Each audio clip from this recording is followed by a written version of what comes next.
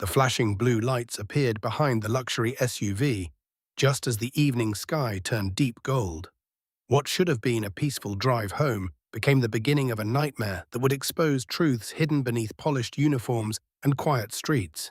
Before the night ended, a respected black family would find themselves humiliated in public, and a man who believed he was untouchable would take the first step toward his own downfall. Dr. Simone Carter guided the black Cadillac smoothly along a tree-lined Atlanta roadway. The warm sunset painted the city in shades of amber and bronze. After a demanding day inside the hospital, she finally allowed herself a moment to breathe. Her shoulders ached from hours spent standing in operating rooms. Her eyes burned from exhaustion. Yet a small smile rested on her face. Despite the pressure, it had been a good day. Beside her sat her husband, Malcolm Carter. He studied documents on a tablet while the fading sunlight reflected across the screen. Malcolm carried himself with quiet confidence. He was the kind of man who never needed to raise his voice to command attention. People naturally listened when he spoke. Yet inside the vehicle, he was simply a devoted husband, enjoying a rare evening beside the woman he loved. "Rough day?" Malcolm asked softly, without lifting his eyes from the tablet. Simone laughed quietly. "Rough barely describes it. I spent the entire day wrestling with fate." The day had begun before sunrise when a frightened little boy arrived needing emergency heart surgery. His condition worsened with every passing minute. Simone had taken charge immediately. Hours later, the child was awake and smiling.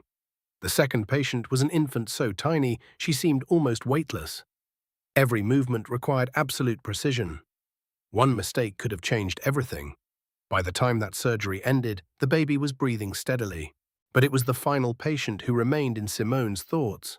A young girl had collapsed during a soccer game after suffering a severe medical emergency. By the time she reached the hospital, panic filled every hallway. Her parents were terrified. Nurses moved urgently. Doctors rushed against time. Simone spent hours fighting for that child's life. When the girl finally opened her eyes and asked for her mother, relief overwhelmed everyone nearby. Afterward, Simone had hidden inside an empty supply room and cried alone. Not because she was weak, because carrying responsibility for life and death came with a cost few people truly understood. Thousands of children were alive because of her skill and determination. Yet every victory left another emotional scar. "Saved a few lives today," she joked lightly. "Nothing unusual then," Malcolm replied with a grin. It was an old joke between them. In their household, extraordinary achievements were treated like ordinary events. Malcolm's phone vibrated on the center console. He glanced at the screen and quickly silenced the call. Simone noticed the tension that briefly crossed his face. "Work problems?" she asked. "Something that can wait until later," he answered. She nodded without pressing further. 20 years of marriage had taught them when to speak and when to allow silence. What she did not know was that Malcolm had spent days reviewing troubling reports connected to a police officer accused of repeated misconduct. Complaint after complaint had disappeared without consequences. Every investigation had quietly ended. The pattern disturbed him deeply. For now, however, he wanted peace. He reached across the console and squeezed her hand. "Tonight belongs to us," he said. Simone smiled and squeezed back. The city drifted around them. Streetlights flickered awake. Restaurants filled with families. Evening traffic moved steadily beneath a sky fading toward darkness. For a brief moment, everything felt normal. Then blue and red lights suddenly appeared in the rearview mirror. Simone's body reacted instantly. The interior light came on. Her window lowered. Both hands settled visibly on the steering wheel. Years of experience had taught lessons she never wanted to learn. "We're being stopped," she said quietly. Malcolm looked up and studied the mirror. "You weren't speeding." "I know." The silence that followed carried a painful understanding. The patrol vehicle had pulled out shortly after their SUV passed by. No obvious violation had occurred, no reason had been given. Yet somehow the police cruiser had chosen them. Malcolm's eyes drifted briefly toward an item hidden inside the center console. He could reveal who he was and end the encounter immediately. The thought crossed his mind. Then he dismissed it. Too many people faced these situations without protection. He wanted to know what happened when no special privileges entered the equation. The officer approached with deliberate confidence. His flashlight swept across the vehicle, even though daylight still lingered. Each step carried the certainty of someone accustomed to exercising authority without challenge. Simone watched him approach. Malcolm remained silent. Neither of them realized that the next few minutes would change their lives forever. As the officer reached the driver's window, an unsettling smile slowly appeared across Malcolm's face. It was not fear. It was not anger. It was the expression of a man who had suddenly recognized something important. And before the night was over, that realization would leave an entire city stunned. Officer Kyle Brennan stopped beside the driver's window and aimed his flashlight directly into Simone Carter's face. The bright beam felt less like a tool and more like a warning. Around them, evening traffic continued moving through the wealthy Atlanta neighborhood. A few pedestrians slowed their pace. Some glanced over with curiosity. Others immediately sensed trouble. License and registration. No greeting, no explanation, no professional courtesy. Simone kept both hands visible as she carefully reached for her purse. "I am reaching for my wallet, officer. My license is inside." Every movement was deliberate. Every action announced. Years of experience had taught her the importance of caution during encounters like this. Brennan took the documents and examined them. His eyes narrowed when he read her information. Dr. Simone Carter. He pronounced the title with obvious disbelief. His gaze traveled across the luxurious interior, the leather seats, the advanced dashboard, the polished details. A doctor driving something like this? His voice dripped with contempt. Simone remained calm. "I am a pediatric cardiac surgeon at Grady Memorial Hospital." Brennan laughed. "That so? Today I performed 3 surgeries. One involved a young girl whose life depended on immediate intervention." The officer seemed completely uninterested. Instead of responding, he leaned closer. "Mind telling me how you can afford this vehicle?" Simone stared at him. "My husband and I both work very hard." Brennan's expression darkened. "Must be nice." Then she asked the question again. "May I know why I was stopped?" The officer ignored her completely. His flashlight moved toward Malcolm in the passenger seat. The beam remained there only briefly. "Who's that?" "My husband," Simone answered. Brennan snorted. "Your husband?" The disbelief in his voice was impossible to miss. Malcolm sat quietly, studying every word and gesture. Something inside him had already begun forming conclusions. Brennan continued examining the couple as though they were suspects instead of citizens. Finally, he stepped back. "You failed to signal during a lane change." Simone immediately shook her head. "No, officer. I always use my signal." His expression hardened instantly. "Are you calling me a liar?" "No. I'm telling you what happened." The atmosphere changed. What had been uncomfortable suddenly became dangerous. Brennan moved closer again. "Step out of the vehicle." "For what reason? Step out now." Several nearby pedestrians stopped completely. Phones appeared almost instantly. People sensed conflict. People always sensed conflict. Simone slowly opened the door. Her heart beat harder than she wanted to admit. Not because she feared being wrong, because she knew how quickly situations could spiral once authority mixed with prejudice. She stepped onto the pavement. The evening air felt cooler now. Atlanta's fading sunlight reflected against storefront windows and parked cars. The peaceful atmosphere from earlier seemed gone. "Turn around." "Officer, I would like to know what crime I committed." "Turn around." His voice was louder this time. Simone complied. She placed her hands where he instructed.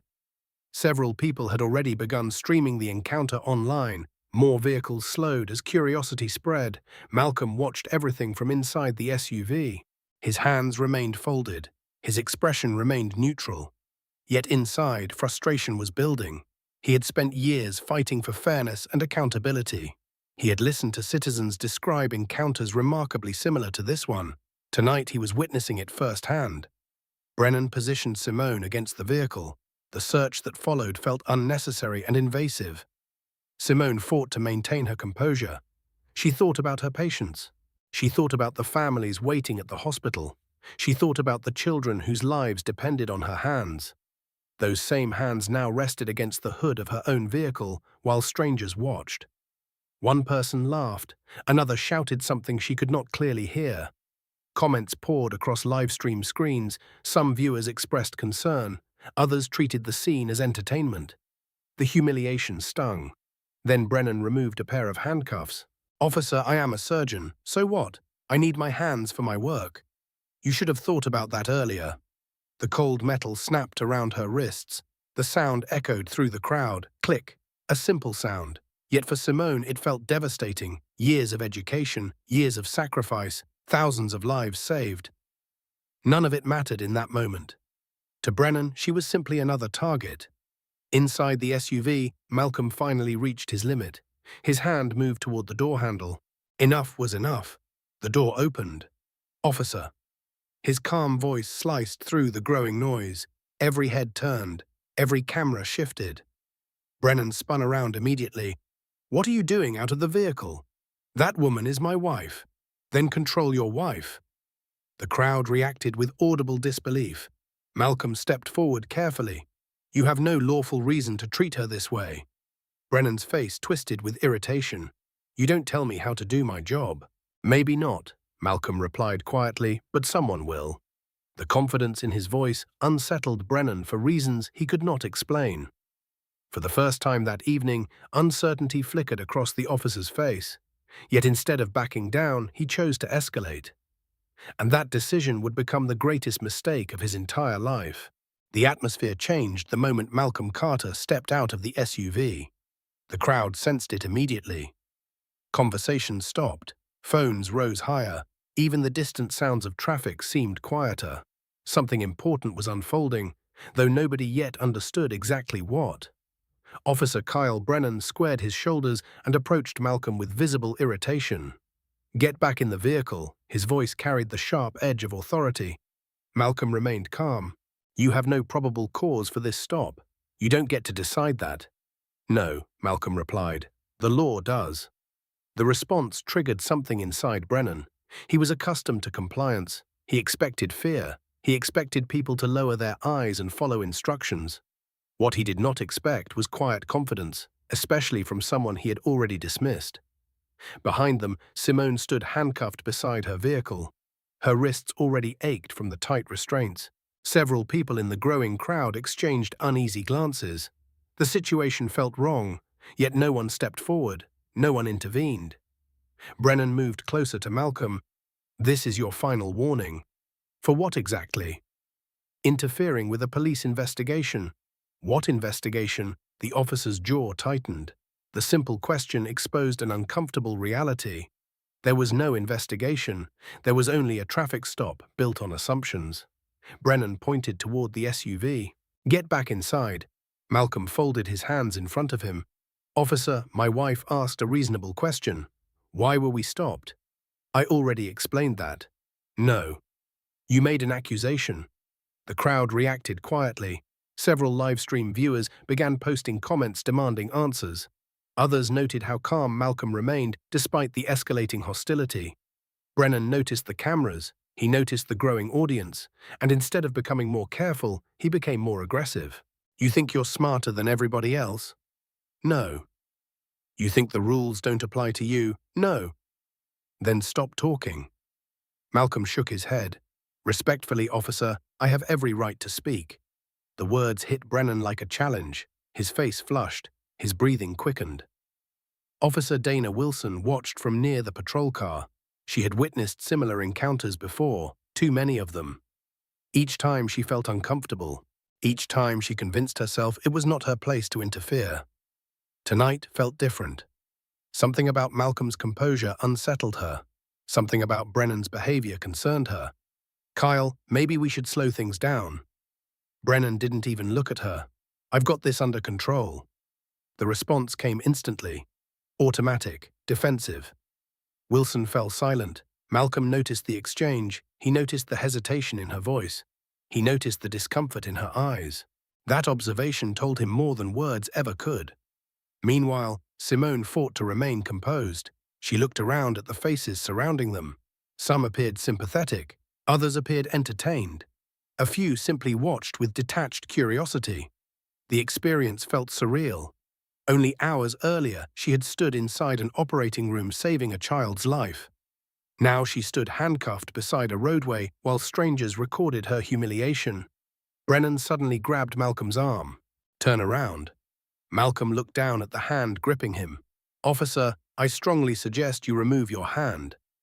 The statement was calm, almost polite, yet something about it unsettled Brennan. The officer interpreted composure as defiance, and defiance demanded punishment. Resisting already? Nobody is resisting. "Turn around now." "Under what charge?" "I'll figure that out later." Several people in the crowd gasped. Even Dana Wilson looked shocked. The statement had slipped out before Brennan could stop himself. For a brief second, silence settled across the scene. The officer realized what he had just admitted. Then anger replaced caution. He yanked Malcolm's arm harder. "Turn around." Malcolm remained standing. "You are making a mistake." "No," Brennan snapped. "You're making one." The handcuffs appeared. Metal flashed beneath the fading sunlight. A woman in the crowd shouted, "He hasn't done anything." Someone else yelled agreement. The mood was shifting. People who had arrived expecting entertainment were beginning to recognize injustice. That realization made Brennan even more determined. He forced Malcolm's arms behind his back. The handcuffs clicked shut. The sound echoed through the evening air. Simone closed her eyes briefly. Now both of them were restrained. Both of them were being treated like criminals, without evidence, without cause, without dignity. Brennan pushed Malcolm toward the pavement. "Kneel." Malcolm stared at him. The officer's expression revealed complete confidence. He genuinely believed he controlled the situation. He genuinely believed there would be no consequences. That belief had protected him for years. It had shaped every decision he made. Slowly, Malcolm lowered himself beside Simone. The crowd grew larger. Livestream numbers climbed rapidly. Witnesses lined sidewalks and parking lots. Cars pulled over. Questions spread through social media. What happened? Why were they arrested? What did they do? No one had answers. Only assumptions. Only speculation. Standing above the couple, Brennan felt victorious. He believed he had won. He believed he had established control. He even smiled. "Dispatch," he announced through his radio, "2 suspects in custody, requesting transport." The words carried confidence, pride, satisfaction, yet Malcolm remained strangely calm. That calmness bothered Dana Wilson more with every passing second. She glanced toward the approaching lights, visible several blocks away.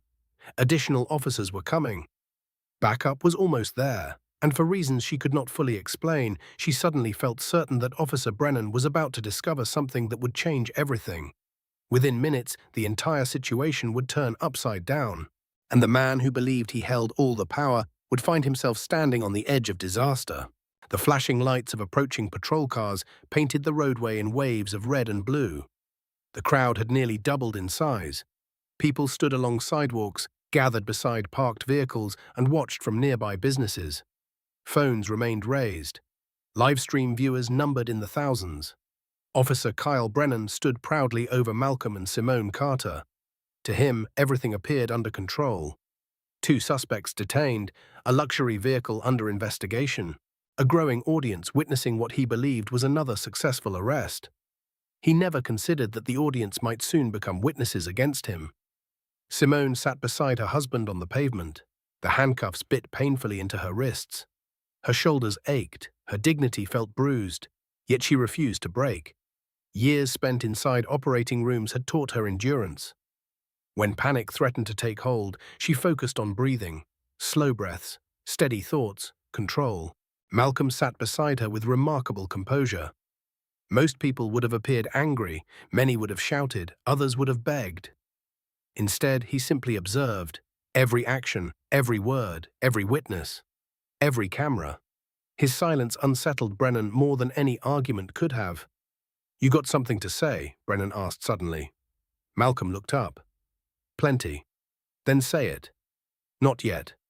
The response irritated the officer immediately. "Still playing games?" "No." "Then what?" Malcolm glanced toward the approaching patrol vehicles. "I'm waiting." "For what?" "For the truth."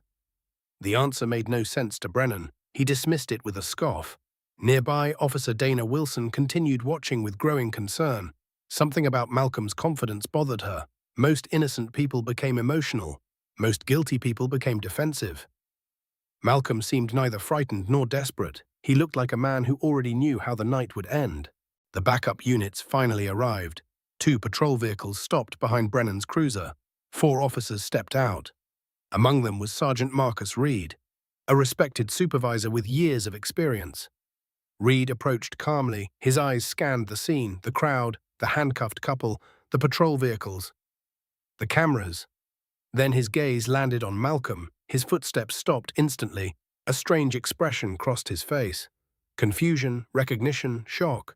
For several seconds, he simply stared. Officer Wilson noticed immediately. "Sergeant?" Reed grabbed her arm gently. "Who put him in handcuffs?" "Kyle." Wilson pointed toward Brennan. Reed looked back toward Malcolm, then toward Simone, then back again. The color drained from his face. "Oh no." Wilson frowned. "What?" Reed lowered his voice. "Does Brennan know who that is?" Wilson followed his gaze. "No. At least I don't think so." Reed closed his eyes briefly. For the first time that evening, genuine panic appeared. Meanwhile, Brennan continued addressing the crowd. "These suspects are being investigated for possible criminal activity." The statement triggered murmurs among the witnesses. "Possible," someone shouted from the crowd. "I thought you arrested them already." Brennan ignored the comment. His confidence remained intact, at least for the moment. Sergeant Reed began walking toward him. His pace quickened with every step. Brennan turned and smiled. "Perfect timing. I need transport." Reed ignored the request. "Kyle." His voice sounded unusually serious. "What? Who are these people?" "2 suspects." "No." Reed stepped closer. "Who are they?" Brennan shrugged. "I don't know." That answer landed like a thunderclap. The crowd quieted. Even several officers exchanged uncomfortable looks. "You arrested them without knowing who they are?" Reed asked. "I know enough. Do you?" The question carried weight. For the first time, uncertainty flickered across Brennan's face. Malcolm remained seated, watching, waiting. The tension spread through the crowd like electricity. Phones continued recording. Thousands of viewers followed every second online. Officer Wilson glanced toward Malcolm again. The calm expression still remained. That calm now felt significant, almost deliberate. Brennan crossed his arms. "What's your problem, Sergeant?" Reed didn't answer immediately. Instead, he looked directly at Malcolm.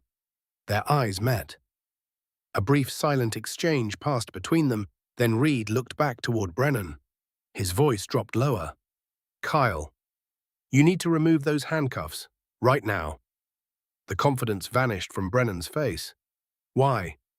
Reed stared at him. "Because this situation is about to become the biggest mistake of your career." The crowd fell silent. Even the evening traffic seemed distant. Brennan laughed nervously. "What are you talking about?" Reed opened his mouth, then stopped. He looked toward Malcolm one final time. Malcolm slowly rose to his feet. Despite the restraints, his voice remained calm. "Sergeant, it's all right. Let's hear what Officer Brennan believes he has accomplished tonight." The statement sent a chill through everyone nearby. For reasons nobody could yet explain, it sounded less like a request and more like a warning. And within the next few moments, Officer Kyle Brennan's entire world was about to collapse in front of hundreds of witnesses. The crowd held its breath. Even the evening breeze seemed to disappear. Hundreds of eyes remained fixed on Malcolm Carter as he stood handcuffed beneath the flashing patrol lights. Officer Kyle Brennan looked from Malcolm to Sergeant Marcus Reed and back again. Confusion replaced confidence. "What exactly is going on?" Brennan demanded. Reed did not answer immediately. Instead, he walked directly toward Malcolm. The crowd watched every step. So did the cameras, the livestream viewers, the officers, everyone. Reed stopped in front of Malcolm and lowered his head slightly. "Sir." The single word echoed across the scene. Brennan frowned. "Sir?" Wilson's eyes widened. Several officers exchanged alarmed looks. Malcolm remained calm. "How are you doing tonight, Sergeant?" Reed looked embarrassed. "Better than you, apparently." A few nervous laughs emerged from the crowd. The tension remained unbearable. Brennan stepped forward. "What is this?" Nobody answered him. The silence felt intentional, cruel almost, as though everyone understood something he did not. Brennan's heartbeat quickened. For the first time that evening, genuine fear began creeping into his thoughts. Reed reached toward Malcolm's handcuffs. "Kyle," his voice remained controlled, "you need to listen carefully." "Why?" "Because the man you arrested is not who you think he is." The statement sent ripples through the crowd. Phones shifted closer, people whispered, some stepped forward, others began recording from better angles. Brennan stared at Malcolm. His mind raced. "Who are you?" Malcolm smiled faintly. "That's a question you should have asked before placing me in handcuffs." The response landed hard. Witnesses nodded, several people applauded quietly. Brennan's face flushed. "Enough games, then tell me who you are." Malcolm remained silent. Sergeant Reed sighed, because clearly somebody has to. He looked directly at Brennan. "The man standing in front of you is Commissioner Malcolm Carter." The words struck like lightning. Silence exploded across the crowd. Commissioner. The city's public safety commissioner, the highest civilian authority overseeing police operations across Atlanta. The official responsible for departmental accountability, disciplinary review, and officer oversight. The official whose signature appeared on promotion approvals, budget authorizations, leadership appointments, policy reforms, the official who directly supervised the police chief. Brennan stared. His brain refused to process the information. "No." Reed's expression hardened. "Yes." The crowd erupted. Gasps, shouts, disbelief. Phones immediately began transmitting the revelation across social media. Comments flooded live streams. People screamed in shock. Others laughed in astonishment. Brennan took a step backward, then another. "Commissioner?" His voice cracked. Malcolm finally met his eyes. "Commissioner Malcolm Carter, 12 years serving this city, 7 years overseeing public safety operations. And tonight you arrested me without probable cause." The words landed like hammer blows. Brennan's mouth opened. Nothing came out. He looked at Simone, then back at Malcolm, then toward the growing crowd. His confidence evaporated completely. "Sir, I didn't know." "Exactly." Malcolm's voice remained steady. "You didn't know. And that's the problem." The crowd fell quiet again. Every word mattered now. Every camera remained focused. "You never asked who we were. You never investigated anything. You saw a black woman driving an expensive vehicle. You saw a black man sitting beside her, and you made a decision." Brennan swallowed hard. "Sir, I made a mistake." "No." Malcolm shook his head. "A mistake is taking the wrong exit on a highway. A mistake is misreading an address. This wasn't a mistake. This was a choice." The words cut deeper than shouting ever could. Nearby, Simone slowly rose to her feet. Officer Wilson moved quickly to support her. Her wrists were red. Bruises had already begun forming. Several witnesses noticed. Anger spread through the crowd. Simone looked directly at Brennan. "Earlier today, I saved 3 children. One of them nearly died. Her parents cried when I told them she would survive." She lifted her cuffed wrists. "These are the hands you treated like weapons." Brennan lowered his eyes. For the first time all night, he looked ashamed. But Simone wasn't finished. "You never cared about facts. You never cared about evidence. You cared about assumptions. And assumptions are dangerous when power sits on your belt." The crowd erupted into applause. Loud, sustained, passionate. Some people shouted support. Others shouted demands for accountability. The mood had completely changed. Earlier they had watched. Now they understood. Now they cared. Officer Wilson finally stepped forward. Her hands trembled. Her voice did too. "Sir," she addressed Malcolm, "my body camera recorded everything. Every second, every statement, every action." The crowd reacted immediately. Brennan closed his eyes. The reality struck him all at once. The witnesses, the cameras, the recordings, the live streams, the evidence. Nothing would disappear. Nothing could be buried. Nothing could be erased. For years he had survived complaints. Investigations vanished. Reports disappeared. Consequences never arrived. Tonight felt different. Terrifyingly different. Malcolm looked toward the approaching news vans now arriving at the scene. Reporters were stepping out. Cameras were being assembled. Satellite trucks lined the street. The story was spreading faster than anyone could control. Then Malcolm delivered the sentence that changed everything. Officer Brennan, your night is over. But your investigation is only beginning. The color drained completely from Brennan's face, because deep inside, he suddenly realized a devastating truth. This was no longer a traffic stop. This was the beginning of the end. News vans filled the street within minutes. Reporters rushed across sidewalks, carrying microphones and camera equipment. Bright lights illuminated the growing crowd. What had started as a routine traffic stop was rapidly becoming the biggest public scandal Atlanta had seen in years. Officer Kyle Brennan stood frozen. His confidence was gone. The arrogance that had defined his behavior only moments earlier had vanished completely. Now there was only fear, raw fear, visible fear, the kind that arrives when someone realizes consequences are finally unavoidable. Commissioner Malcolm Carter stood beside his wife while Sergeant Marcus Reed removed the handcuffs. The metal clicked open. Simone rubbed her wrists carefully. The red marks remained. So did the bruises. Evidence, simple but powerful evidence. Officer Dana Wilson watched silently. Her stomach churned. She knew exactly what the body camera footage contained. She knew every word Brennan had spoken, every insult, every threat, every violation.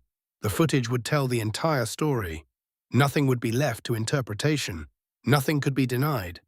Meanwhile, reporters continued arriving. Questions echoed from every direction. Commissioner Carter, did racial profiling occur? Dr. Carter, were your rights violated? Officer Brennan, do you have a statement? The questions came non-stop. Brennan looked overwhelmed. He avoided eye contact. He avoided cameras. He avoided everyone. The same man who had dominated the scene only minutes earlier now looked completely lost. Malcolm turned toward the crowd. His voice remained calm. Everyone deserves to hear the truth. Instant silence followed. Reporters adjusted microphones. Cameras zoomed closer. Witnesses stopped talking. Even nearby officers listened carefully. Tonight my wife and I were stopped without cause. He paused. His words carried across the street. My wife is a pediatric surgeon who spends her life saving children. Tonight she was treated like a criminal without evidence, without justification, without respect. Several people applauded, others nodded, some wiped away tears. The sight of Simone's bruised wrists spoke louder than any speech. Malcolm continued, "The problem isn't that this happened to us. The problem is that it has happened to countless others, people without cameras, people without influence, people whose stories never become headlines." The crowd reacted immediately. The statement struck a nerve. Many understood exactly what he meant. Many had lived similar experiences. Some had family members who had. Brennan stared at the pavement. Every sentence made the situation worse. Every witness strengthened the case against him. Every camera preserved another piece of evidence. Then Officer Wilson stepped forward. The movement surprised everyone, including Brennan, Dana. His voice sounded desperate. "Don't." She looked at him. For months she had remained silent. For months she had convinced herself that speaking up would accomplish nothing. Tonight she could no longer hide behind excuses. "I need to make a statement." The crowd immediately focused on her. So did every camera. Wilson took a deep breath. "My body camera recorded the entire encounter, from beginning to end. The footage confirms that Dr. Carter cooperated fully. It confirms that Commissioner Carter remained calm. And it confirms that Officer Brennan escalated the situation unnecessarily." Gasps spread through the crowd. Several reporters began speaking excitedly into their microphones. Wilson wasn't finished. "I also witnessed behavior that violated departmental standards. Multiple times." The words hit Brennan like a punch. "Dana, please." She shook her head. "No." The answer was firm. Final. The answer of someone who had finally decided to stop looking away. For a moment, nobody spoke. The only sounds came from cameras clicking and helicopters circling overhead. Then Sergeant Reed approached Brennan. "Kyle, you need to surrender your badge." Brennan stared at him. "What, your badge? Now?" Shock spread across the officer's face. "You can't be serious." "I am. The investigation starts immediately."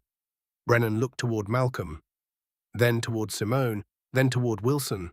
Everywhere he turned, support had disappeared. For years he believed the system would protect him. Now the system itself was pulling away. Slowly, his trembling hands moved toward his uniform. He removed the badge. The symbol he once viewed as untouchable authority suddenly felt heavy, meaningless. Reed accepted it. The crowd erupted into applause, not because they hated police, because they wanted accountability, because they wanted fairness, because they wanted proof that power still had limits. Tears filled Brennan's eyes, his voice cracked. "I never meant for this to happen." Simone looked directly at him. Maybe not, but it did. And now people finally saw it. The words carried extraordinary weight, because everyone understood what she meant. This night was never just about one officer. It was about a pattern, a culture, a reality many people experienced but rarely proved. The cameras had captured everything. The witnesses had seen everything. The truth now belonged to the public. As police investigators arrived and reporters continued broadcasting live, Malcolm wrapped an arm around Simone. For the first time that evening, she allowed herself to relax slightly. The nightmare wasn't over. Not yet. But the balance of power had changed. And while Brennan stared helplessly at the crowd surrounding him, a far more dangerous realization began forming inside his mind. If investigators looked closely enough, tonight would not be the only incident they discovered, and the secrets buried throughout his career were about to come crawling into the light. The following morning, Atlanta woke up to a story that dominated every television station, radio broadcast, and social media platform in the city. Videos of the traffic stop had spread everywhere. Millions of views, thousands of comments, endless debate. The footage showed every uncomfortable moment. The stop, the accusations, the handcuffs, the revelation. By sunrise, people across the country were talking about Officer Kyle Brennan. Inside police headquarters, the atmosphere felt tense. Reporters crowded the entrance. Community leaders demanded answers. Citizens called non-stop. Everyone wanted accountability. Everyone wanted the truth. Commissioner Malcolm Carter arrived early. He walked through the building with quiet determination. Officers stepped aside as he passed. Many looked embarrassed. Others looked angry. Some simply looked exhausted. The scandal had shaken the entire department. In a conference room several floors above the lobby, investigators began reviewing evidence. Officer Dana Wilson sat across from them. A laptop rested on the table. Her body camera footage played on a large screen. Every second appeared worse than the last. There was no ambiguity, no misunderstanding, no missing context. The recording captured everything. Brennan's comments, his behavior, his decisions. The investigators exchanged grim looks. One of them paused the footage. "Has this happened before?" Wilson hesitated. Then she nodded. "More than once." The room fell silent. She described other stops, other confrontations, other complaints. Patterns emerged quickly. The same behavior, the same targets, the same outcomes. Several investigators began pulling old records. Within hours, they discovered something disturbing. Previous complaints had followed remarkably similar patterns. Many involved minority drivers. Many involved questionable searches. Many had been dismissed without meaningful review. The deeper investigators looked, the more troubling the picture became. Meanwhile, Simone Carter returned to the hospital. Patients still needed her. Children still depended on her. Life continued. Yet the experience lingered. Several nurses noticed the bruises on her wrists. One quietly asked if she was all right. Simone smiled gently. "I will be." The answer was honest, but incomplete, because emotional wounds healed differently. Throughout the day, colleagues approached her. Some offered support, others offered apologies. A few simply hugged her.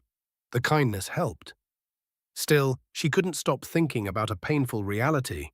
If Malcolm had not been beside her, how differently might the night have ended? The question haunted her. Elsewhere, Kyle Brennan sat alone inside an administrative office. His badge was gone. His weapon had been surrendered. His access credentials had been suspended. The silence felt unbearable. Hours earlier, he had believed himself protected, untouchable.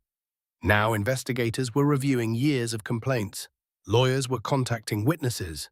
Journalists were uncovering records. And former victims were beginning to speak publicly. One interview appeared on local television. A businessman described being stopped repeatedly despite having no violations. Another resident shared details of an aggressive vehicle search. A retired teacher recalled being humiliated in front of her grandchildren. The stories sounded painfully familiar. Each interview increased public outrage.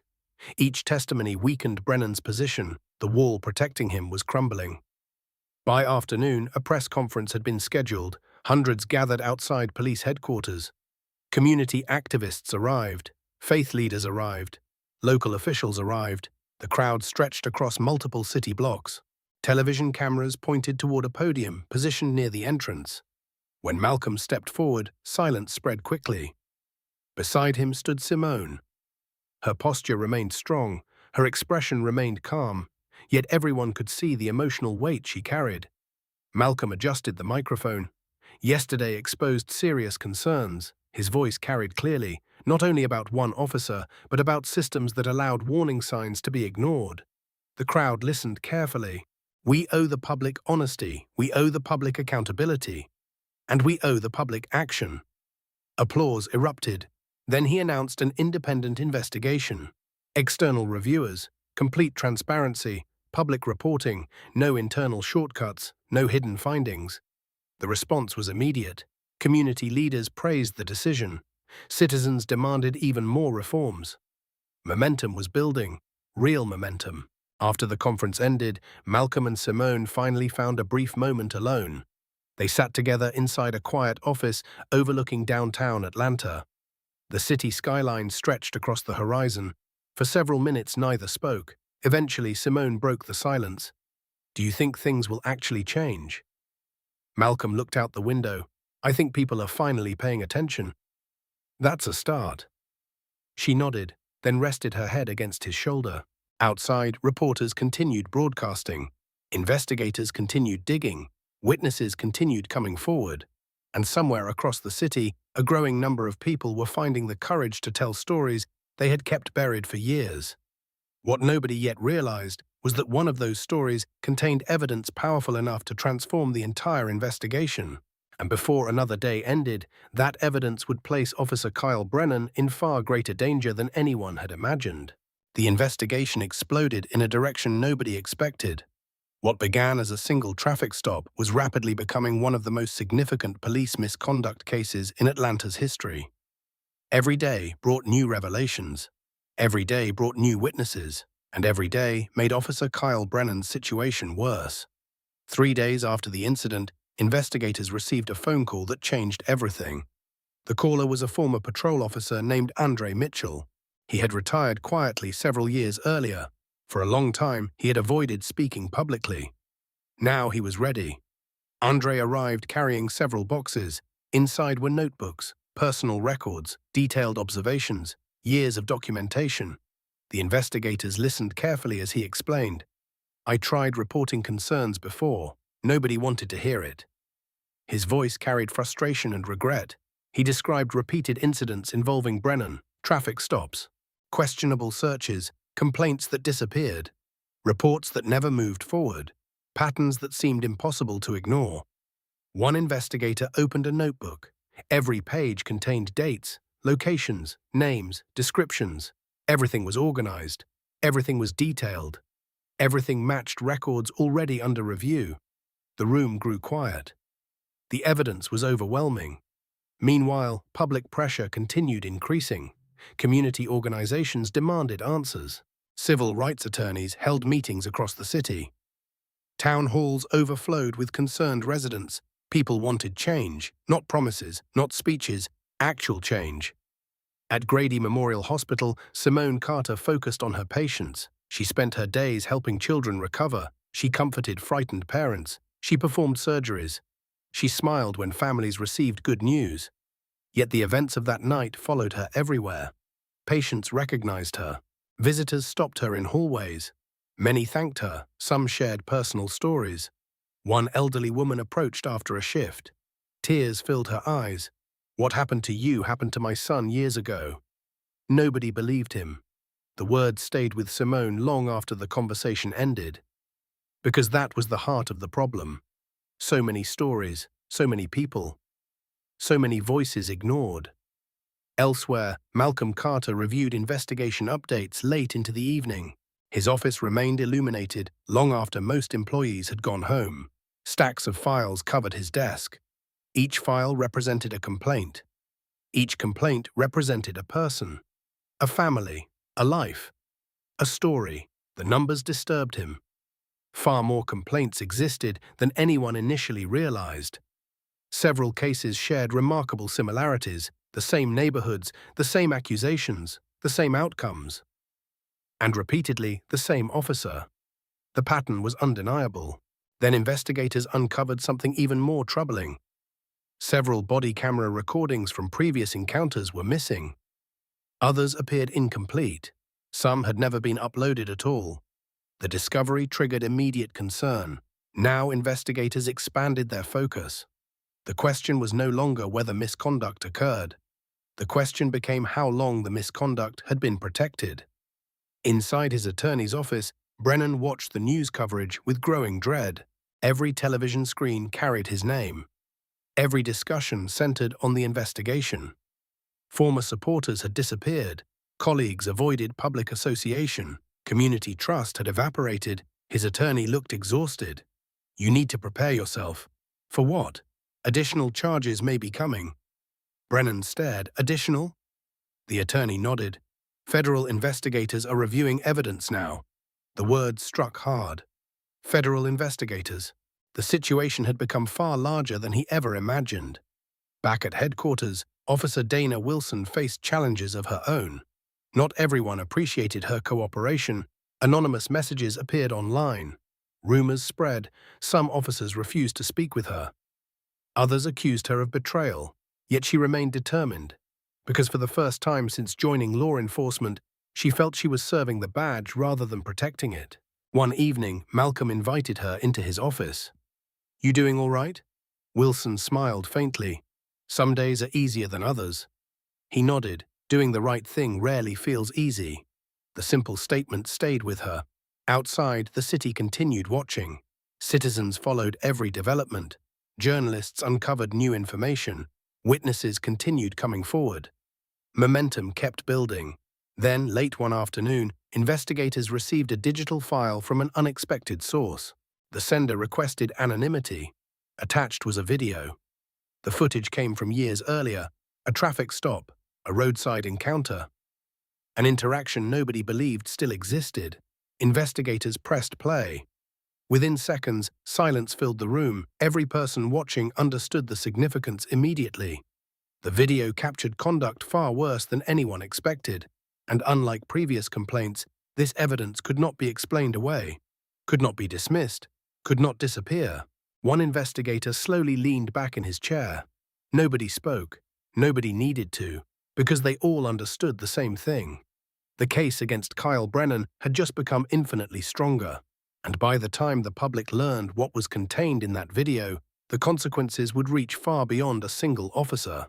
The anonymous video changed everything. Within hours, investigators verified its authenticity. The footage had not been altered.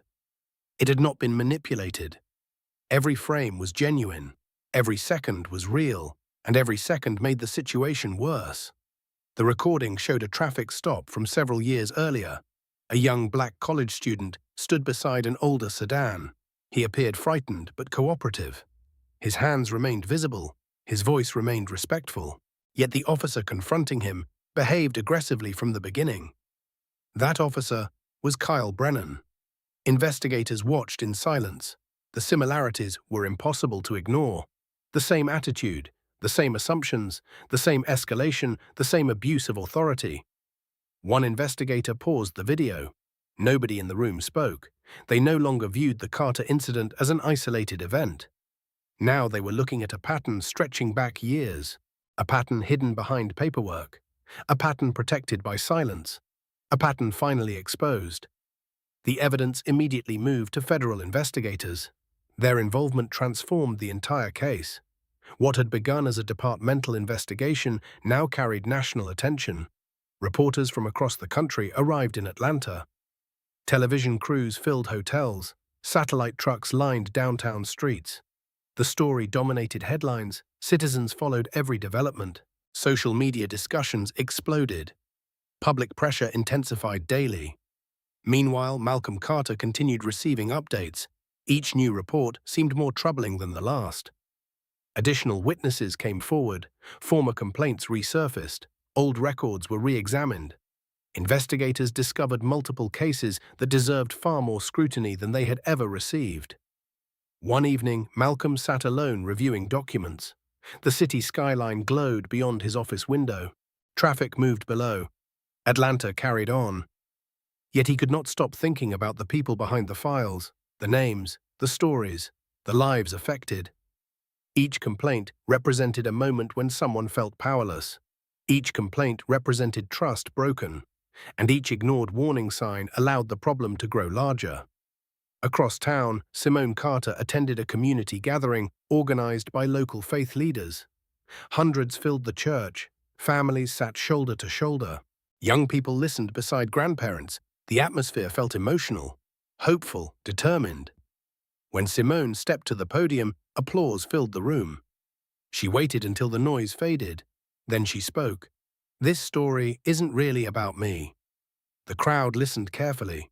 "It's about every person who felt invisible, every person who believed nobody would listen, every person who thought their voice didn't matter." Heads nodded throughout the sanctuary. Some people wiped away tears. Others stood in support. The message resonated deeply. Because many had experienced similar struggles, many understood exactly what she meant. After the event ended, dozens approached her. Some shared personal experiences, others simply offered gratitude. Again and again, the same theme emerged. People wanted fairness, people wanted dignity, people wanted accountability. Back inside the federal investigation, prosecutors reviewed the growing mountain of evidence. Documents covered conference tables. Video recordings filled computer screens. Witness statements occupied hundreds of pages. The case had become impossible to ignore. Then another major development arrived. Financial auditors discovered irregularities connected to administrative reviews. Records suggested that complaints were not merely dismissed. Some had been deliberately altered. Others appeared incomplete. Several key documents had vanished entirely. The discovery widened the investigation once again. Now the focus extended beyond one officer. The spotlight moved towards supervisors, review boards, administrative leadership, systems, structures, entire chains of accountability. The implications were enormous. For Brennan, the news was devastating. Every day brought additional revelations. Every day narrowed his options. His attorney struggled to contain the damage. Former allies distanced themselves. Public sympathy disappeared, and prosecutors continued building their case. Weeks passed. Then came the announcement everyone had anticipated. Federal authorities scheduled a public hearing.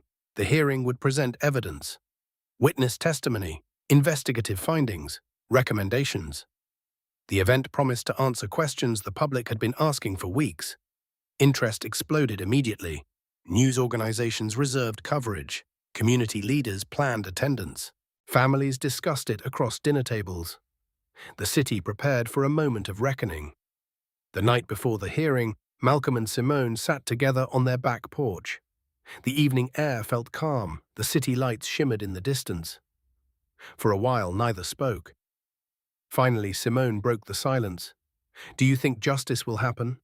Malcolm looked toward the horizon. "Justice is rarely simple, but truth is finally being heard. That's where it begins." She nodded. The answer felt honest. Not optimistic, not cynical, honest. As darkness settled across Atlanta, thousands waited for morning. Reporters prepared their stories, investigators organized evidence. Witnesses reviewed statements, and somewhere inside a federal office building, prosecutors finalized a presentation containing information that would shock the entire city. Because when the hearing began, the public would learn the full extent of what investigators had uncovered, and the revelations waiting inside those files would trigger consequences nobody could stop. The federal hearing began before sunrise. Long lines formed outside the courthouse. News crews occupied every available space. Citizens traveled from across the city to attend. Some came seeking answers. Others came seeking justice. Many came seeking both. Inside, every seat was filled. Community leaders sat beside attorneys, journalists shared rows with concerned residents. Families affected by previous complaints waited quietly. The atmosphere felt heavy. Anticipation filled the room. Everyone understood they were about to witness something historic. When federal investigators entered, silence settled immediately.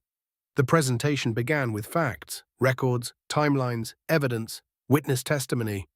The anonymous video, body camera footage, complaint files, review documents. Each piece revealed another layer of the truth. The investigation had uncovered years of misconduct, years of ignored warnings, years of opportunities to act, years of failures. The evidence showed that numerous complaints deserved serious review. Instead, many had disappeared into administrative processes that produced no accountability. The findings shocked even experienced observers. Several reporters stopped taking notes and simply listened. Some audience members wiped away tears. Others shook their heads in disbelief. One thing became clear. The traffic stop involving Simone and Malcolm Carter had not created the problem. It had revealed it. Federal prosecutors then outlined recommended charges. The announcement sent a wave through the room. Additional investigations would move forward. Administrative reviews would expand. Oversight procedures would change. Independent monitoring would be implemented. The system that had allowed misconduct to survive for years would face scrutiny unlike anything seen before. Outside the courthouse, crowds watched giant screens broadcasting the hearing live. Every major network carried coverage. Millions followed the developments online. The conversation had grown far beyond Atlanta. Communities across the country discussed accountability, transparency, trust, responsibility. The issues touched everyone. By afternoon, the hearing concluded. Yet its impact was only beginning. In the weeks that followed, reforms moved forward. Independent review panels were established, complaint procedures were strengthened, training programs expanded, body camera requirements increased. Public reporting became more transparent. The changes were not perfect. No reform ever is. But they represented progress, real progress, the kind created when people refused to remain silent. Months later, Malcolm and Simone attended a community celebration. The event honored citizens who had helped strengthen trust between neighborhoods and public institutions. Families gathered beneath bright summer skies. Children played in open fields. Music drifted through the air. For the first time in a long while, the atmosphere felt hopeful. As the sun began setting, Malcolm looked around the park. He saw people from every background, every age, every neighborhood, talking, laughing, listening, connecting. The sight reminded him why accountability mattered. Not to punish, not to embarrass, but to build trust. Trust remained the foundation of every healthy community.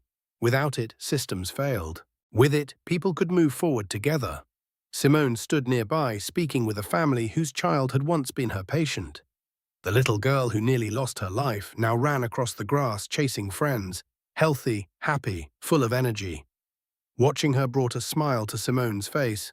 Moments like that reminded her why she never gave up, why she continued showing up, why service mattered. Later that evening, Malcolm and Simone sat quietly together beneath the fading sky. The noise of the celebration softened around them. For a few peaceful minutes, neither spoke. Then Simone smiled. "Do you ever think about that night?" Malcolm nodded. "Sometimes." "What do you think about?" He looked toward the horizon. "I think about how close we came to simply driving away and forgetting it." She understood immediately, because the easy path would have been silence. The comfortable path would have been silence. Instead, they chose something harder.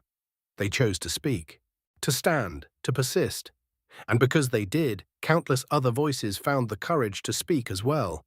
That became the true legacy of the story. Not headlines, not interviews, not viral videos. The real legacy was courage, the courage to tell the truth, the courage to demand accountability, the courage to believe that change remains possible, even when change feels distant, even when progress feels slow, even when the system appears too large to challenge. The lesson was simple. Never underestimate the power of ordinary people standing together. Never assume one voice cannot make a difference. And never forget that dignity belongs to every human being. Not because of status, not because of wealth, not because of a title, because dignity is something every person deserves. The evening sky darkened above Atlanta. The celebration continued. Children laughed, families embraced, life moved forward. And somewhere beyond the city lights, a future shaped by accountability, courage, and truth felt a little closer than before. Subscribe to the channel, leave a comment, your viewing location, and share this video.